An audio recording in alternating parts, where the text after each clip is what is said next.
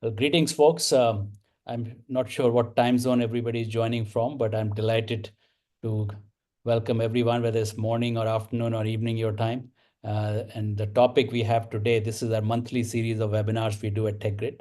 The topic today is an often ignored topic, but very valuable topic of how do you claim R&D tax credit in your company, expenditure that you spend, money you spend on R&D, that you could get some benefit, additional benefit besides not just driving your innovation roadmap. You can actually get some advantage of given some of the tax policies in the United States.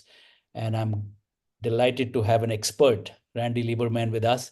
And my experience is that most software companies, in my last 3 decades in this industry that I've touched, many software companies, most of them are unaware or don't make the effort to utilize this. So I wanted to make sure we bring this up to our target audience, which are software companies, whether you are a CEO or CTO or a CFO. I think you'll find the topic useful. Randy is a expert. He's founder and CEO of a company that just did a company called Earned, which does just that, help companies claim R&D tax credit. I'll turn it over to him in a minute. By way of process, we'll have 30 to 35 minutes or so of prepared presentation and coverage of this topic. I'll keep asking questions, of course, to clarify things along the way as Randy covers the topic. And then we'll still have another 10 minutes or so at the end to take any remaining questions that may not have come during and we'll keep it all very conversational.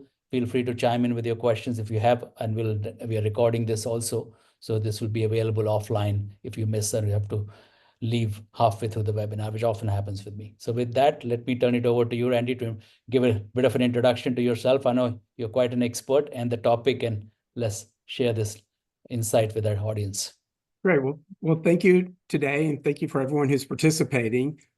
At Earned, our mission is to serve startups and more mature companies by helping them get the credit they deserve and putting money back in their pockets. Earned identifies and captures the hidden treasure of R&D tax credits. Before I dive in, I'm going to do a quick presentation before we sort of dive into the discussion. But before I go into the what, when, where, and how details associated with R&D tax credits, I'm going to highlight one accidental discovery in particular. And let me go ahead and share my power. Okay.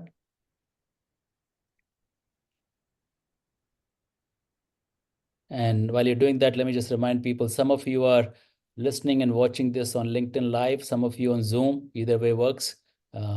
So wherever most convenient for you to tune in. And hopefully I can see your screen. Presentation mode would be easier, Randy, if you go into that. But there we go. Yeah, perfect. Super. Okay. And let me see if I can get rid of us so I don't stare at us. Great. So Alexander Fleming's accidental discovery of penicillin when bacterial cultures became contaminated is surely the most famous discovery. Of course, there have been countless others over the years. Specifically, I want to use one example, which took place with Percy Spencer, an engineer working at Raytheon, was testing a vacuum tube while working on a radar project, when unexpectedly the candy bar in his pocket melted. Inspired or frustrated, he immediately shifted his experiments to testing the effects on aiming the tube at other objects. Most of us are still blasting our food with his ultimate invention, the microwave oven. As opposed to accidental discoveries, R&D tax credits are generated from intentional investments in technical innovation. Despite existing since 1981, I find, as mentioned earlier, most people are unaware of this hidden treasure. Consequently, too many entrepreneurs and their investors leave money on the table. I was one of them. It took me 25 years after leaving Nestle, having a career in corporate investment banking with JP Morgan, and later venture capital and entrepreneurship before I engaged in my first R&D tax credit study in 2014. As I said, my professional experience started with me also selling candy bars for Nestle, as well as coffee, baking products when I graduated college. In many of the same retailers, one would also find health and beauty aids.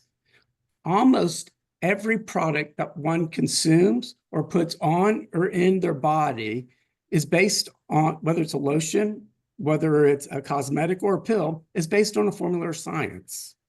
Frequently, their respective manufacturing requires sophisticated processes to produce as well as optimize the inputs in the packaging and the handling. Any portion of that work done to research, develop, or improve the products or their manufacturing processes that is conducted within the United States would be eligible for R&D tax credits.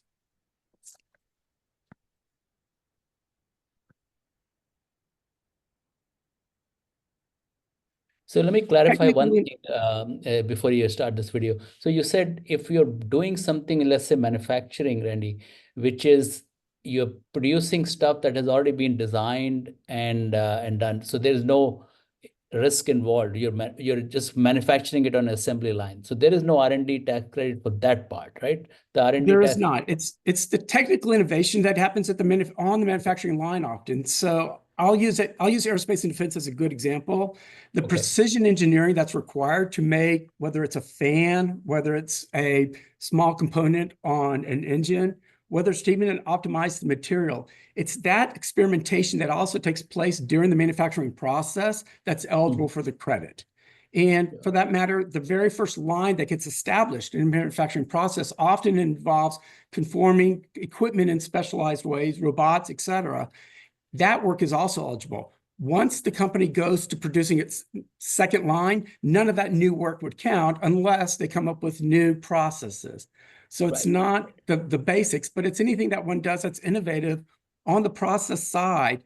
And that's a big miss. Often manufacturers don't think of themselves as innovators. They think of themselves just producing things.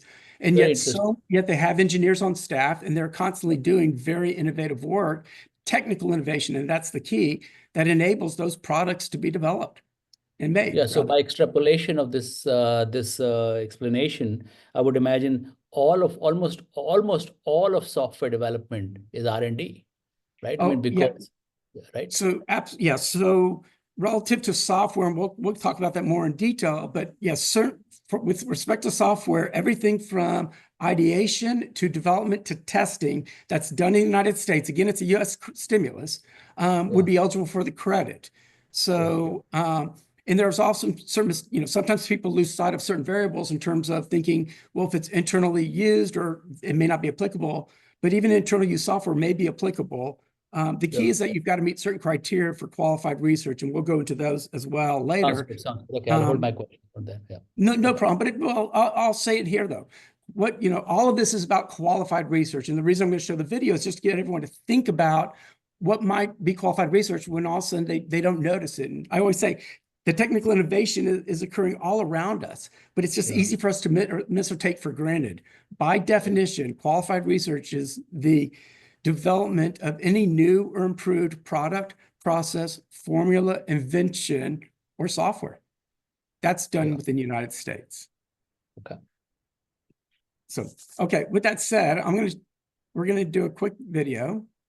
Okay. Really, again, just to give everyone kind of a sense of what's out there. Innovation is occurring all over the place with new and improved manufacturing processes, robotics, software development, as you brought up, as well as aerospace and defense, ag tech, driverless technologies, drones. We've had all kinds of things on the ag tech side, and consumer packaged goods. As I said, the formula is going into the products or alternative meats and proteins, and boundless medical breakthroughs. All of these are great examples of qualified research and also show that it's horizontal across numerous industries. So now let's talk the what, when, where, and how of R&D tax credits.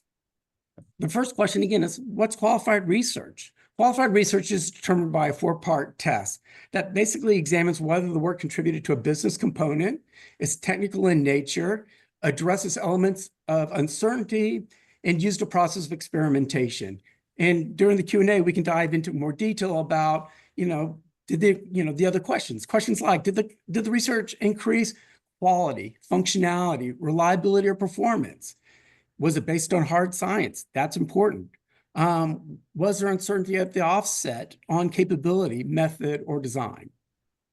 Which really applies to what industries are the best candidates. As demonstrated by the video, the stimulus intentionally rewards technical innovation across any industry. So it could be aerospace and defense, agriculture, consumer packaged goods, manufacturing, as you brought up, medical devices to software, are all great candidates. When are the credits available? Whenever a company is making eligible technical investments. Where do clients apply the credit? So this is really important that startups can immediately benefit from using the credit to offset offset payroll expenses, while more established companies can use them to leverage them to cut current income taxes, or in both cases, they can carry them forward for up to 20 years. The last question, which is how, and again, we can dive deeper into this, is how are the credits calculated? We capture certain expenses.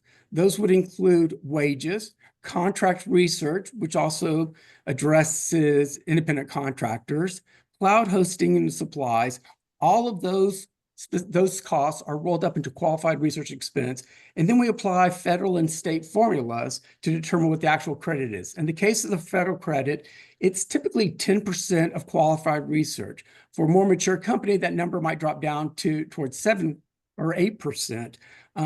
It's also notable that over 30 states have R&D tax credits that also can be applied. And I'll use one example in particular that I think people find intriguing, which is Texas, which doesn't have income taxes, actually uses a credit to offset franchise taxes, whereas other states might offset or want to promote certain areas like Colorado, enterprise or opportunity zones, or in certain states, Miami, New York, et cetera, where they're trying to target certain industries that they're trying to stimulate.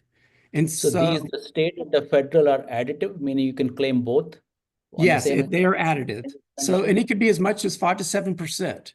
Again, it would depend on whether or not the company's got nexus in that state and has taxes that they would want to offset. So we always find that companies want to take advantage of the federal credit. And then we do a separate analysis to determine if it makes sense to pursue the state credits as well. And a lot of that consideration is when will they be able to take advantage of them. So with that, Randy, just going to previous page, I want to clarify for our audience who are mostly, I think, software people, the qualified research. So for example, let me just illustrate an example. Let's say it's a software company, they have an existing product, which is, let's say, cloud-based and all the modern tech stack, but they need to now upgrade their front end from an old version of Angular to a new version of Angular. So significant effort for some reason. That would qualify as an R&D expenditure because, and my thinking is it would, and I want your opinion on that, is when they're upgrading to the new version of Angular library in this example, that may or may not work, the performance may not be adequate, they may have the software team may have to go tinker with some of the way they designed the first version of it, which they're now upgrading. So there's an uncertainty of how it will work out. So does that qualify as a R&D qualified? So if you're simply doing a migration of an existing application to a newer version, then it's going to be more difficult to substantiate that. But if someone is coding a new UI UX, so it's not strictly the design, but they're actually doing a lot of sort of testing of different technologies that they had not used before, then that will be something that will be more likely to contribute. I think an easier example for a lot of people to appreciate is just adding functionality. So, for example, trying to make an application international, incorporating IETN is very complicated. That work, that enhancement is all qualified research, and in all likelihood, companies never done it before. And so the key thing about the credit is when somebody invests in innovation, it's not that they have to do something that's new to the world. It doesn't even have to be new to the industry. It has to be new to them.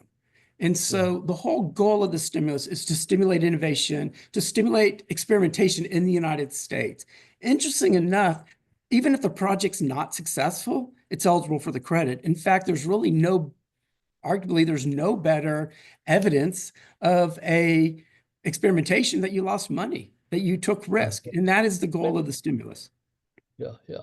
But you're clarifying for us is the new feature, new capabilities, clearly qualified research expenditure, Yes. but an upgrade of a database, upgrade of a front end, that's questionable to be considered. And the reason that it would become much more difficult to substantiate, and really we advise, you want to not try to push the envelope, is usually the upgrades, there's a pretty well-known path on how to get it done.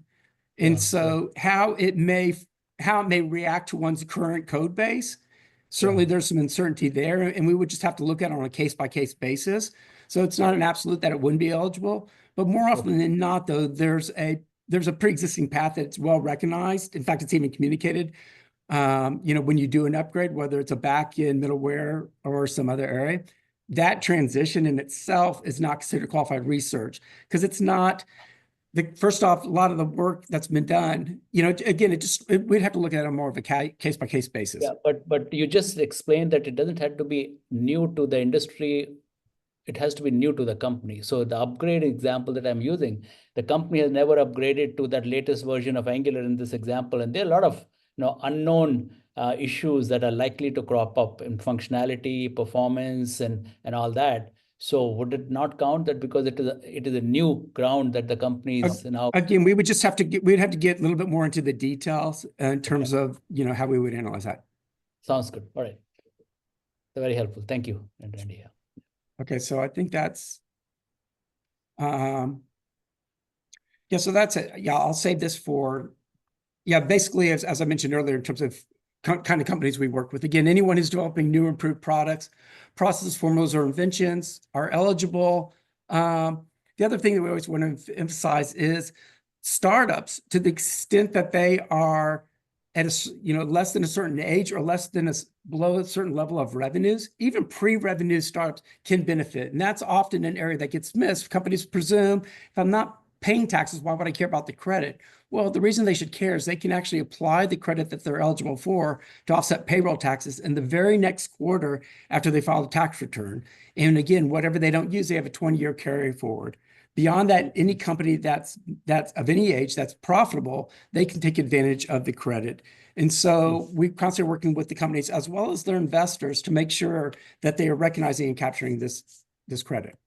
Yeah. So let's take a numerical example. Let's come back to one of your pages where you list. Let's go back to previous page or maybe the one before that. I want to walk through for our audience a typical scenario so they understand. Okay, well, you know what? I'll do you one better. Yeah. I'll give you a real one. Yeah, good idea. But let's walk through what's a dollar and cents example. Yeah. So in this example, and again, it can be we can talk about as if it's a software company, but let's say it's a software and a hardware company, since increasingly companies are investing in both simultaneously. Of course. As an example, what we focus on exclusively is what's qualified research expenses. So in this respect, revenues could be zero or they can be north of that, but they could definitely still be company could still be in the early stages in which they've yet to get through their MVP. They haven't got to even market yet. In terms of what meets the criteria for being qualified research, though, the first thing that we look at are wages. Companies W-2. And in this example, just to make a point, we took the numbers and said, let's say the company's wages are $500,000. Okay. If that company also has third parties that they're working with, either third-party developers that they've paid to do development work or independent contractors that they've brought on, then we would also capture, and they're focused on the research and development effort, then that investment also will get captured. In the case of contract research, however, there is a discount that gets applied, which is 35%. So I use, just to make the math work and make it more explicit, I said by example, let's say that this hypothetical company is spending $700,000 in contract research. We will then multiply that $700,000 by 0.65 to reflect the 35% discount. Okay. Now let's presume the company's they're hosting the application.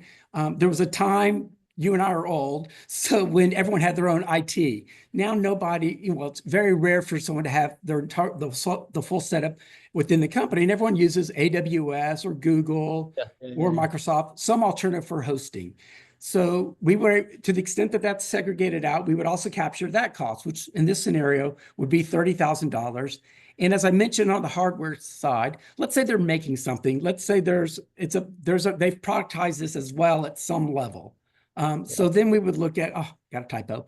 We would look at supplies of non-depreciable, non-capital material items or tool used in the development process. So we would take those, right? And the interesting thing about supplies are a company could actually do a prototype outside of the United States, whether it's in Asia, Europe, South America. As long as they bring the prototype back to America to test, they can capture that supply. So it's the one area that's exceptional. Certainly if it's in the US, it's easy. But if the work was done outside the United States for pure prototyping purposes and it's brought back, it can be captured. So the quick math is we'd be capturing the 500,000, we'd be capturing contract research of the differential, which would be 455,000, 700 times 0.65. We'd then capture the 30,000 for hosting, the 50,000. That amount aggregates to $1 million. And the simple math, as I said before, is the credit amount that's now available to the company is 10%, which would equate to $100,000, which would subsequently get applied to either of the offset of payroll taxes or the offset of taxable income. Yeah, very helpful. So let me ask some clarification questions on this example. So leave it here. Sure. So wages, so this includes again, let's come back to applying it to our target audience who are on this webinar, software companies. So this wages could be software developers, business analysts, product managers, QA testers, architects. Which wages can be included? Which roles can be? It's a good question. So it will capture, first off, it'll capture everyone who's involved with ideation. So even the CEO or the CTO, if they spend some portion of their time, which depending on the company, as you know, could be anywhere from 30, 40% to 95%, especially for when it's a technical founder that's launching the company. We would capture their time spent multiplied by their salary, as well as anyone else involved in the ideation process. So again, that could be certain analysts, could be certain roles that were doing research relative to the project, as well as the developers, and as well as the individuals on the Q&A side. Okay, very helpful. So let's build on this. So let's say the fully loaded cost of a person, of a team member is 100,000. Just for the purposes of this discussion, this would imply 5% team that you are taking the wages credit for and getting an equivalent of 100,000 credit, which is another full-time team member. So instead of 5 developers, for example, you could have a 6 developer team because of it, right? That's the best way to look. I mean, you can have one more developer, it may end up being multiple developers. I think that's especially when you think about contract research and we're increasingly using, fractional resources. But and it's the other key piece is, to your point, it's not going to just be those 5 developers. And in all likelihood, you are going to have the CEO is going to have some portion of his or their time that's associated with this. And so capturing that percentage of time is important. There's also an interesting variable here as well, which is there's a rule, and it may come up later in terms of mistakes people make. Well, one of them, there's an 80% rule, which means that the way that it gets applied is if someone is spending 80% or more of their time in the activities associated with qualified research, we actually get to roll up their time to 100%. Okay. That's very good to know. So to operationalize, if people who are listening to this have not been doing this activity and they find it valuable to start doing, first thing to operationalize this so that you can do what you just said, which is, what proportion of your time you are a CEO, you are a CTO, or you are a developer goes towards claiming this credit and so on. who does that accounting and kind of keeping records and to make sure there's a reasonable backup if you get to audit it? So it's a great question. So the whole process generally is sort of owned at this by the CFO or the person who's working in that capacity. You know, if it's a startup, in all likelihood, the company's not going to have a CFO. There's going to be a controller who's going to be and they'll be working in coordination, as well as you know, they're not going to have a CTO. They may have a product development manager, or someone who's in charge of the product. What we do is but obviously payroll is real important. So fortunately, the government does not require, you know, it allows estimates. In the best case, I worked previously, I spent a decade working with a defense contractor. We were capturing every minute of our time, and even the moment when someone keyed in and out of the office because of security issues or requirements. And so if there's a time system, it's fantastic. But otherwise, we basically do estimates. Certainly the better and more frequent the estimates are done. If one, you know, it can be done yearly. If it can be done quarterly or monthly, it's all the better. In terms of capturing, you know, basically tracking what the salaries are or tracking what the independent contractors, you know, the spend is. On the case of salaries, you know, applying the time, it's easy with the contract research because you're going to have, that's what they're paid. And so it's easy to pull that out of a GL. Yeah, for Cloud asking the hosting, developers what proportion of their time they spent on a certain project. If you do it once a year, that's going to be hard for them to keep track. You're sitting in December asking questions about the time they right. spent. So certainly the best practice is to try to capture it more frequently, doing it quarterly, doing it monthly. And certainly there's obviously there's aids. I mean, you know, we've used in the past, we've used JIRA files, we've used other mechanisms for capturing. The key is how can we substantiate that with the project? So when we can, sometimes we'll ask for, you know, you may get meeting minutes, you may get JIRA projects or other project related software support. All of that helps because ultimately we're going to have to delineate out what the project was that's applicable relative to qualified research. How did it meet the criteria going through the 4-part test? Then who are the people that are involved with each of those respective projects? And they'll differ. They don't have the same people on each project. And then beyond that, it's again, the whole key is what can we do to substantiate the effort such that when the claim is made, we have the appropriate information. And I will say that the requirements to substantiate, you know, typically, and what we see is the discussions are always about increasing them, not decreasing them. And so putting good processes in place are valuable. And that's something we also help companies do in terms of recognize what do we have and then what would be beneficial, you know, on the going forward. Since this credit's not a one and done. Anyone, you know, most companies that are focused on innovation are constantly innovating. And so we're able to come back year after year and look at the incremental work that they've done and help them capture that credit and continue to benefit from it year after year. Yeah, so makes sense. So I think so this has to be incorporated into the operating kind of a financial controllers function or some such function within the company. So it happens ongoing basis at a minimum, probably quarterly, and keep track of stuff. Now, if let's say a CEO listening to this realizes they've been not taking advantage of it, how far back can someone go to claim So it? we can go back. I'm gonna stop the sharing just for now because I don't know what people are staring or looking at, and I can always go back to sharing. Sorry. Now I can see each of us.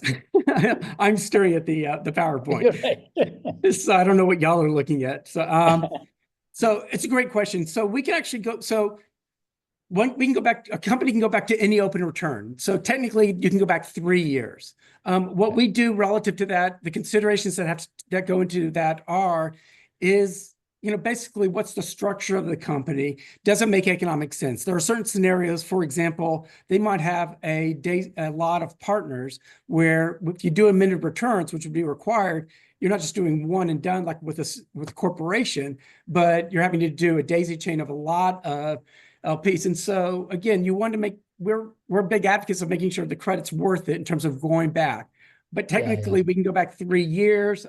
Certainly, it's easier if you have better information in terms of substantiating the work that's done. So, and that's when I first got involved in 2014. I mean, because we had great tracking of time and projects, we went back the 3 years and we were able to capture the credit in that scenario the federal credit as well as for California and for Texas. And I will share here as well. Our advisor, our CPA at the time, it always advises it wasn't worth pursuing. When we finally did, we found $1.2 million. So Wow. it's not an inconsequential, it's often not a consequential number, but not everyone's aware of it. I mean, and again, I will tell you that I speak to bankers, lawyers, et cetera, every day who are shocked, excited to find out that this credit exists and that they've missed out. And that's where we are to come and help them. No, you're right. So let's push that question a little further about going back 3 years. So if we take an example of a company, we are in 2025, they want to apply, start taking advantage of this facility, and they go back to their 2022 financials. So they will, whatever credit they can claim on the 2022 financial will apply to the same fiscal year's numbers, right? So it just runs. You capture it for that respective year, and then whatever's not used on that. So you're capturing it for a year, but then then it's a carried forward for the 20 years. There's another important note on this, which is if a company is a startup, and let's just say hypothetically, we got in front of the company on year 3. That's the first time that we met them, and we were working with them, for example, now filing their 2024 tax return. In order to be able to use the credit for offsetting payroll taxes, it has to be in a current return. So we'd be able to use the work relative to this year, the credit that they're eligible for, up to $500,000 for payroll, and then any amount beyond the $500,000 in the credit would go towards taxable income. For prior years, again, in that scenario, we can now go back 2 years. Because we'll be on an amended return and not a current return, all of the credit that it's eligible for has to, by rule, go towards taxable income. So it goes into that second bucket, which again has a 20-year carry forward. And the nice thing is, if a company, because of its success, seeks to monetize it early, sell early, often that tax credit's a taxable event in which they can immediately shield as a seller proceeds, presuming they're selling it for a meaningful gain. Whether it's a stock or an asset sale, obviously if it's an asset sale, it immediately benefits the seller, but even a stock sale where it carries forward, it can benefit both sides because you're actually able to negotiate a higher value because you're capturing the tax base, a tax asset. And so I spent a lot of time talking, and I came out of the M&A side with JP Morgan to talking to bankers to say, are you capturing this in the valuation side? This morning I was with someone on the valuation side with a large firm, and I'm like, what I find often is that gets missed out. Now I understand with 409A, sometimes you're not trying to get your maximum value because of the objectives, but if you're on the sales side, you want to capture everything possible. Yeah, makes a lot of sense. A good example of M&A. Let's take a few more questions from the audience. So one of the questions is, does this facility apply regardless of how the company is financed, venture-backed versus bootstrapped, debt versus equity? It does. It's the facility, the use of tax credits are eligible for both, for all of the above. What we find is really the difference is often with startups, because they're resource constrained, they're not either they're unaware of the credit often, or there's a concern relative to, is this going to be too complex? Is this going to be resource demanding? And so I would say the inertia often with bootstrapped, we see, and we also get them through a lot of that process because they just don't have the financial systems in place. And so we do find we're a little bit more hands-on in those scenarios.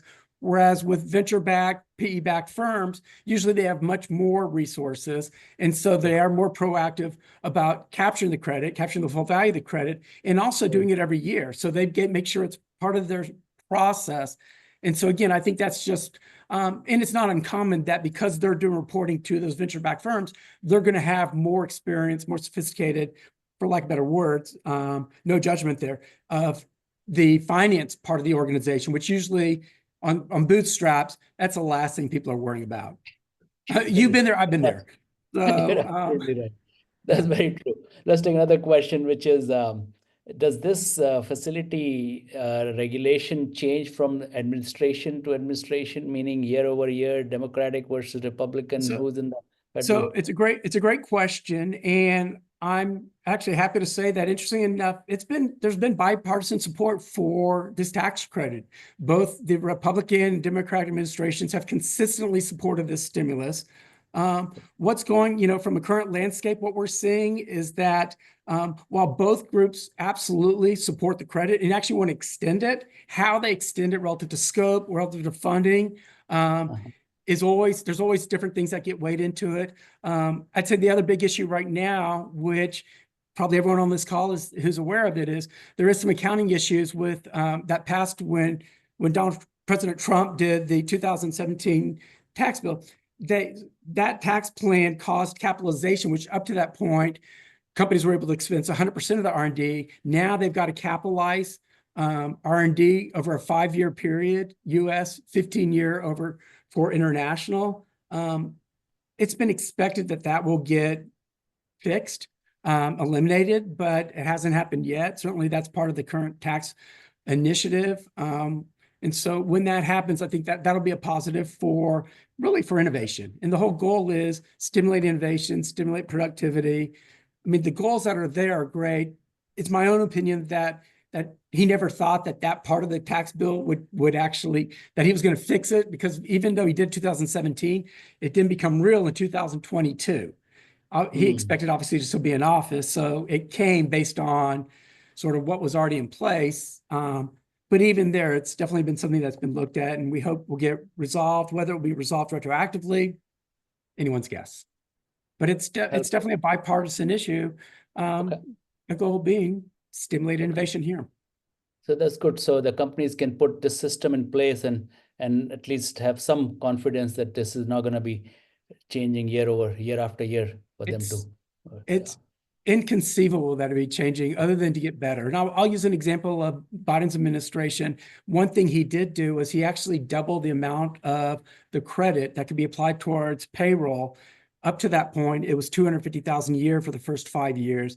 But in the IRA, the Inflation Reduction Act, he actually increased that to $500,000 a year. So up to $2.5 million could be allocated towards offsetting corporate payroll taxes, with the remainder going to taxable income. So even in that circumstance, they still were continuing to enhance the credit as a stimulus. All right, another related question. Someone who has a more nuanced understanding is asking this Section 174 versus Section 41. What are those, and how they play a role? So it's an important question. So the credits is Section 41. And that's where what's qualified, what it defines, what are the qualified expenses that are attributed to the credit. The 174 is actually much more expansive. It includes gross wages, patent filing fees, for example, other costs that are not included in Section 41. And so the capitalization issue is a big issue. It's also staggered. So what happens is, if you think about it for that company, the first year it's 10%, then 20, 20, 20, 20, then 10%.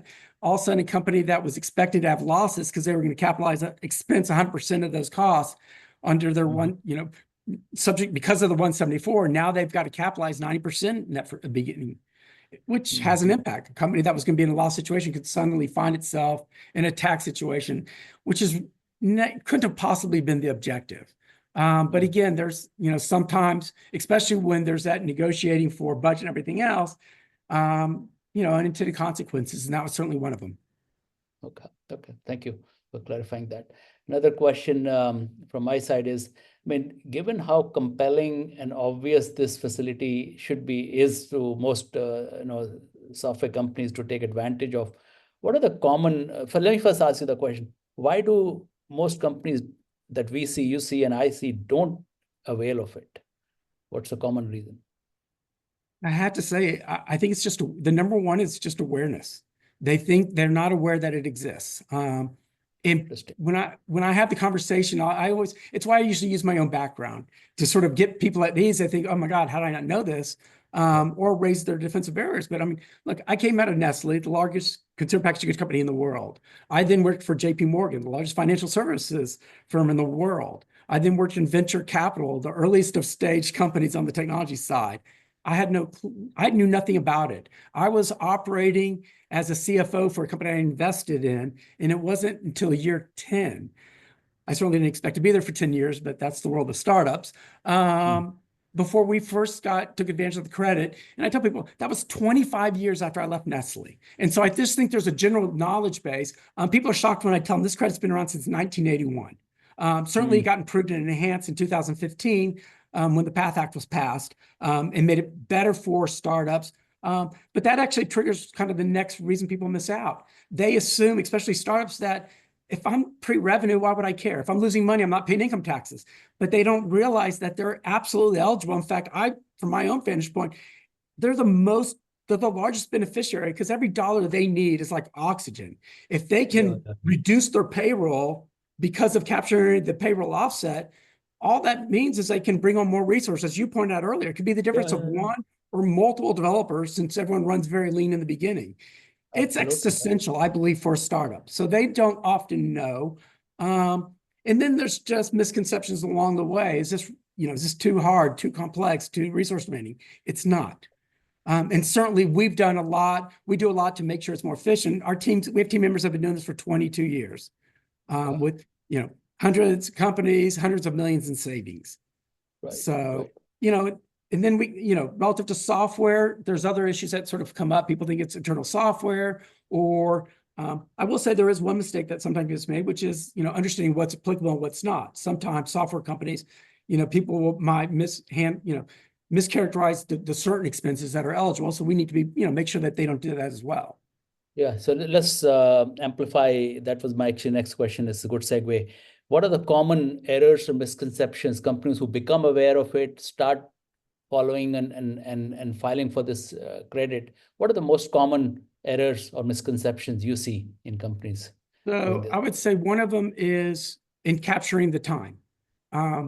They may see that they might, when they're going through, trying to be very diligent about how much time someone's allocated towards R&D. They're like, oh, well, they're not doing 100%, they're doing 80%, or they're doing 85% or 90%. And that's the only percent. And they use that percentage, again, being conservative, which I respect and appreciate, but it actually misses out on there's an 80% rule. If you're at 80% or more, you can roll it up to 100%. So all of a sudden there's a small, sliver of credit that they're missing in that regard. Mm. Just missing, again, not capturing everything, not capturing the contract research, the independent contractors recognizing they're a benefit. Mistakes, however, can be made in that the math on them, there are strict rules. There is a 35% discount that goes against those individuals because they're not paying the other traditional employee taxes. And that's really, the intent is some symmetry. That's why there's a discount of 35%. Okay. We do have to look at those those contract research elements, though. There are some qualifiers that we have to study. So we always ask for a copy of the contracts, and we go Right. through them to look at issues like who owns the IP.